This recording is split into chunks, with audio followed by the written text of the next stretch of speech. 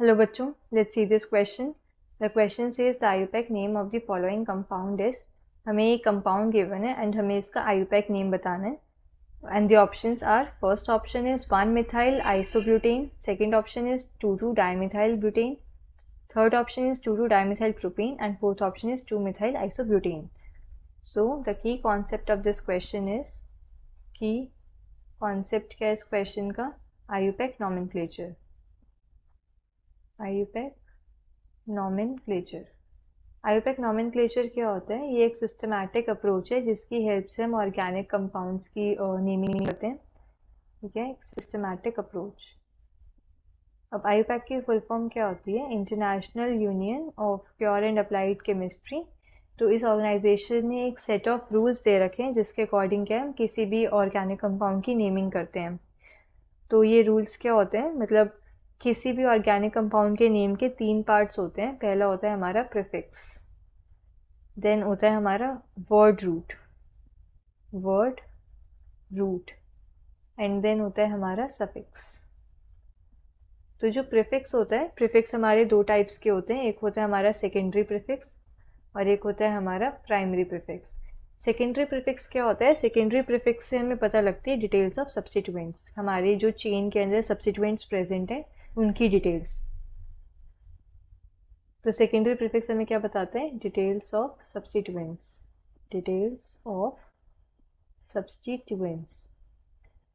And then आता है हमारा प्राइमरी प्रीफिक्स. प्राइमरी प्रीफिक्स से हमें क्या पता लगता है? About the nature of carbon chain. जो कार्बन चेन प्रेजेंट है उसका नेचर कैसा है, लाइक वो साइक्लिक है, स्पाइरो है, पाइफेनाइल है, ये सब हमें क्या है प्राइमरी प्रीफिक्स से पता लगता है. नाउ वर्ड रूट क्या होता है? ये होता है number of carbon atoms in the main chain या principal chain. Number of carbon atoms in main chain. हमारी मेन चेन के अंदर कितने नंबर ऑफ कार्बन एटम्स हैं ये हमें वर्ड रूट से पता लगता है. अगर 1 कार्बन है तो हम यूज़ करते हैं मिथ, 2 कार्बन है तो इथ, 3 कार्बन है तो prop and so on. Now suffix भी हमारे 2 होते हैं. एक होता है हमारा प्राइमरी सफिक्स एंड एक होता है हमारा secondary suffix.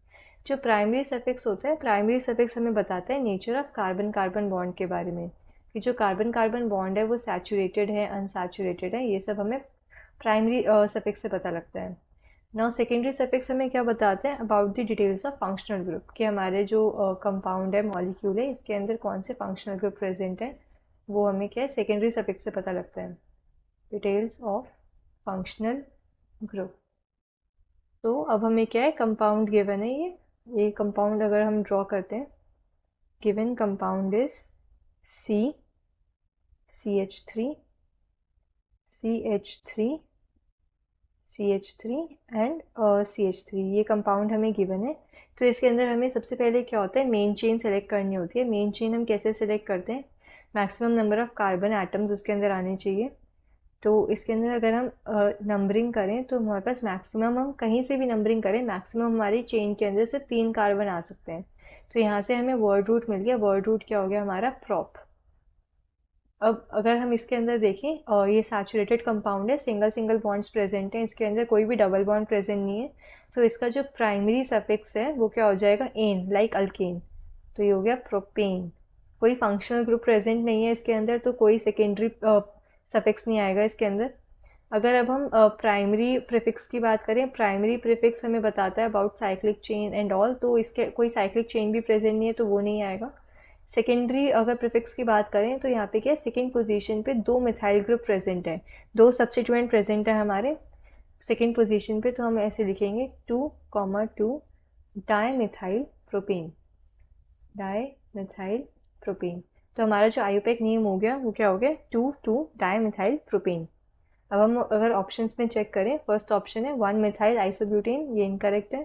Second 2,2 dimethyl butane, ये भी इनकरेक्ट है. हमारा आंसर क्या है? 3 कार्बन है मेन चेन में, तो क्या है? प्रोपेन आना चाहिए, तो ये भी इनकरेक्ट है. थर्ड ऑप्शन है 2,2 डाईमिथाइल प्रोपेन, ये ऑप्शन करेक्ट है. एंड फोर्थ ऑप्शन है 2-methyl isobutane, ये भी क्या इनकरेक्ट ऑप्शन है. So we can see the final answer is 2,2 dimethyl propane. Hope you understood this well. Best of luck.